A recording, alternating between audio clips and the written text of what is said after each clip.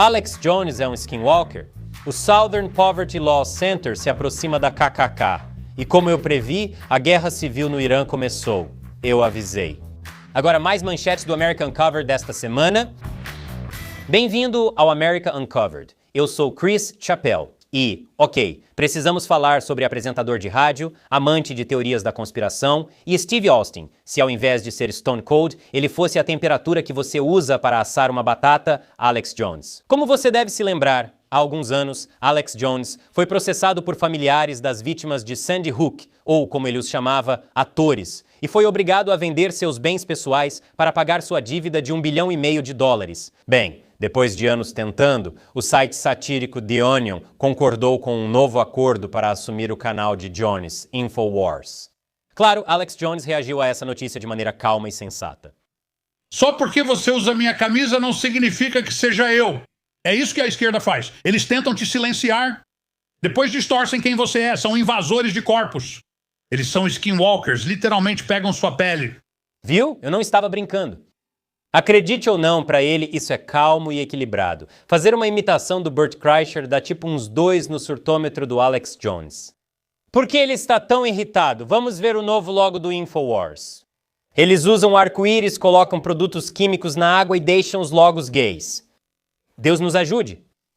Sobre sites polêmicos, aposto que você já ouviu falar daquele que teve 62 milhões de visitas em um mês e expôs uma comunidade de homens compartilhando abusos contra mulheres inconscientes. Se você nunca ouviu falar disso, tem um ingresso extra para viver na ignorância? Parece um paraíso. O site viralizou após uma investigação da CNN. Você provavelmente viu afirmações de que as 62 milhões de visitas em um mês indicavam 62 milhões de homens participando dessa academia subterrânea de SA. No entanto, isso não é correto. O que era compartilhado naquele site era repugnante, mas a precisão é essencial. O número de 62 milhões se referia às visitas ao site motherless.com. Não acesse, pois, apesar de afirmar ser de hospedagem de arquivos, geralmente contém pornografia. Não acesse. Normalmente eu colocaria um vídeo meu navegando pelo site aqui, mas não, obrigado. Não vou mais acessar aquele lugar e nem quero saber como isso afetaria meu algoritmo. Não quero anúncios patrocinados de clorofórmio no meu feed. Mas é o seguinte, existem muitos tipos diferentes de pornô no motherless.com. O tipo de vídeo que a CNN estava investigando é só um cantinho minúsculo do site. A CNN informou que encontrou mais de 20 mil vídeos do chamado conteúdo com pessoas dormindo enviados por usuários, com centenas de milhares de visualizações. E enquanto faziam a investigação disfarçada no motherless.com, os investigadores da CNN encontraram um usuário que os encaminhou para um grupo de chat no Telegram chamado Z, que tinha cerca de 1.000 membros. Então são mais ou menos 1.000 homens, não 62 milhões.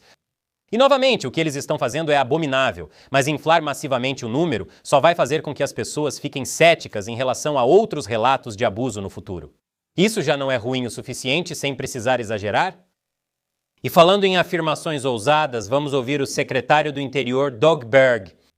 Encontramos organizações que estavam recebendo subsídios do Ministério do Interior, onde de 80% a 100% da receita daquela ONG vinha de um subsídio do governo federal.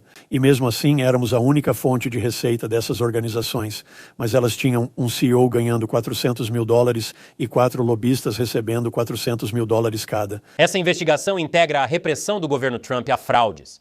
Se for verdade e todo o fluxo de caixa deles vem do papai e mamãe governo, então o N dessas ONGs deveria significar nepotismo.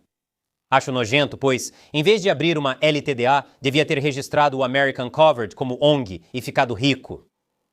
Esse é um problema do sistema educacional americano. Ele não ensina os alunos sobre finanças e como enganar o governo direito. Sobre reembolsos de tarifas. Há algum tempo, a Suprema Corte encerrou as tarifas universais do Trump, iniciando o reembolso de $166 bilhões para as empresas. Haha, você achou que teria dinheiro para você. Mas não, infelizmente. O argumento é que empresas que importaram itens e tiveram custos elevados por tarifas merecem reembolso.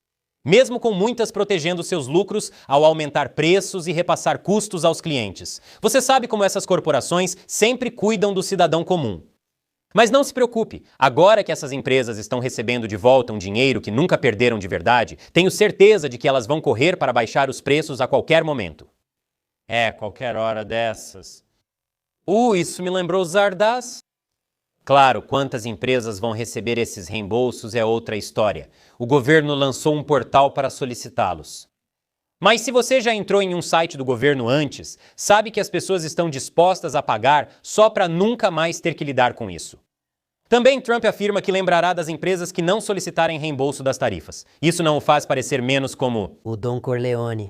Vou te dever um favor a ser definido mais tarde. Essa ansiedade econômica está prejudicando minha saúde mental. Felizmente, pode haver em breve um novo tratamento legalizado para esses males. Psicodélicos! O presidente Trump assinou uma ordem executiva que acelera a pesquisa sobre drogas psicodélicas como possíveis tratamentos para doenças mentais e melhora o acesso a elas. Não, aquele atrás do Trump não é o aluno mais velho da 9ª série, é o Joe Rogan. Uma mensagem de Joe Rogan ajudou a convencer Trump a assinar a ordem. Rogan disse que enviou ao presidente dados sobre o ibogaína no tratamento do vício em opioides e Trump respondeu no Twitter perguntando se ele queria a aprovação da FDA. Não se sabe se isso trata o vício em álcool, como o velho J. Edgar Boozers. Só para esclarecer, estou só brincando, não quero que o Kash Patel me processe como ele diz que está processando a The Atlantic. Amanhã você vai retirar o processo contra a revista The Atlantic.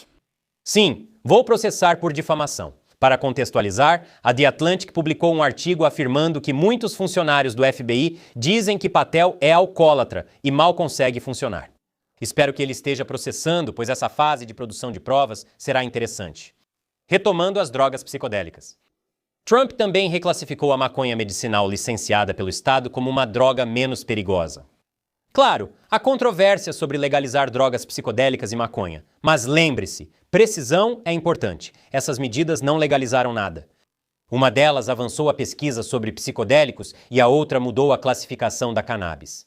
Vamos torcer para que elas se mostrem métodos seguros e inovadores para tratar doenças que vão desde o vício até o transtorno de estresse pós-traumático. E se forem, então Trump vai ficar ainda mais parecido com Jesus, curando os doentes e distribuindo muitos peixes. Mas, em vez do animal, é a banda. Sobre curar doenças, o secretário de guerra Pete Hegseth está encerrando a obrigatoriedade da vacina contra a gripe.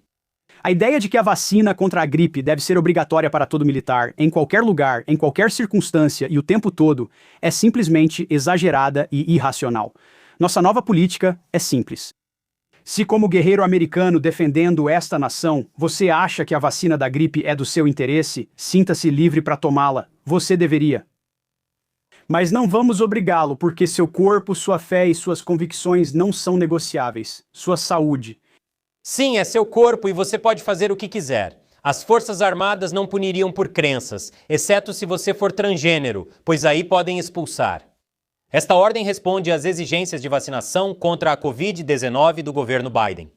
Hegseth vê isso como uma correção, enquanto alguns veem como um exagero. Basicamente, sob Biden, tropas trans eram bem-vindas e vacinas eram obrigatórias. Sob Hegseth, vacinas não são obrigatórias e tropas trans são menos bem-vindas.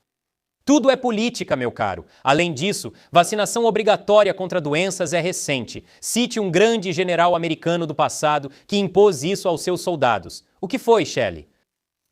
George Washington, aparentemente. O Departamento de Justiça anunciou uma acusação formal contra o Southern Poverty Law Center, ONG, criada para combater grupos supremacistas brancos como a KKK. O Departamento de Justiça alega que, entre 2014 e 2023, o SPLC desviou secretamente mais de 3 milhões de dólares em doações para membros de grupos supremacistas brancos e extremistas, e lavou esse dinheiro por meio de empresas de fachada, o que é revoltante.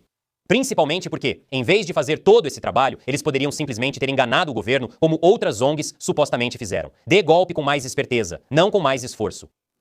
O Departamento de Justiça acusa o SPLC de fraude eletrônica, lavagem de dinheiro e fraude bancária. Então, o que exatamente está acontecendo aqui? O SPLC está fazendo como o Goku e dando um feijão censo financeiro para grupos de ódio para que eles fiquem mais fortes e continuem lutando contra eles? Prepare-se! É complicado. As manchetes fazem parecer que o SPLC está usando o dinheiro das doações para financiar grupos de ódio, assim ainda haveria grupos de ódio para eles combaterem e dessa forma conseguirem mais doações. Mas o SPLC diz que não é bem assim. Não é tanto Goku, é mais como infiltrado na clã. Alegam que pagavam membros de grupos de ódio como informantes para obter informações sobre esses grupos. Então, tudo certo, certo? A acusação em si pouco esclarece sobre o que os informantes eram pagos para fazer. Ela alega que pelo menos parte do dinheiro do SPLC beneficiou os grupos extremistas e foi usado na prática de crimes estaduais e federais. Se for verdade, seria um problema. O Departamento de Justiça acusa o SPLC de fraude eletrônica por enganar doadores sobre o uso das doações.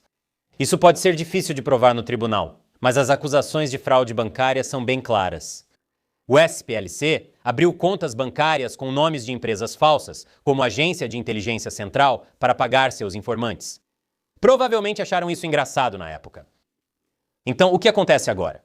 O Departamento de Justiça busca o confisco dos ativos do SPLC. E o SPLC tem muitos ativos, quase 800 milhões de dólares, e o Departamento de Justiça pode legalmente congelar esses ativos durante um processo judicial, o que seria um grande problema para o SPLC. E agora, sua atualização semanal sobre o que diabos está acontecendo no Irã. Lembre-se de que o que estou relatando agora pode estar muito desatualizado quando você assistir, já que mais de 5 minutos se passaram desde que gravei e enviei. E em tempo de conflito no Irã, isso equivale a 37 semanas, Trump estendeu o cessar-fogo. Ótima notícia, pois indica que não haverá crimes de guerra como os Estados Unidos bombardearem infraestrutura crítica para civis. O cessar-fogo não impediu o Irã de atacar 2 navios no Estreito de Hormuz, nem Trump de ordenar a Marinha que destruísse qualquer barco que estivesse lançando minas no estreito. Então isso é menos um cessar-fogo e mais como um cessar-fogo entre aspas. Alguns podem dizer que isso é um caso de taco, Trump sempre amarelando. Há um motivo estratégico para estender o cessar-fogo, o que demonstra contenção, não covardia. Como eu expliquei no início desta semana, a liderança do Irã está dividida, com a Guarda Revolucionária Islâmica, o braço militar religioso extremista do Irã, querendo continuar lutando até o último homem. E o Artesh, que é o exército mais convencional deles, está tentando negociar, mas sendo minado, com a Guarda Revolucionária literalmente colocando minas. Nesse vídeo, eu previ que uma guerra civil entre as duas facções estava se aproximando, e bem, se eu pareço sobrecarregado, é porque estar sempre certo é um fardo pesado. Circulam relatos de que a Guarda Revolucionária do Irã teria isolado o presidente ao criar um cordão de segurança em torno do líder supremo Mojtaba Khamenei e controlar o acesso a ele. Espero que mantenham ele seco para ele não ficar encharcado. Muitos estão se perguntando se isso é um golpe em Teherã e se isso vai se transformar em uma guerra civil total, uma espécie de golpe em cima desse golpe, golpe duplo, um golpe com carta reversa. Com tudo isso no Irã, estender o cessar-fogo parece menos covardia e mais um vamos esperar para ver. Mesmo assim, com Trump temporariamente inativo, os clamores por ação provavelmente são mais altos e mais ofegantes do que a respiração de RFK Jr. numa audiência. Muitos dos que você descreveu no seu depoimento. Nesse contexto, no seu depoimento, você identificou a nutrição como uma base fundamental da saúde.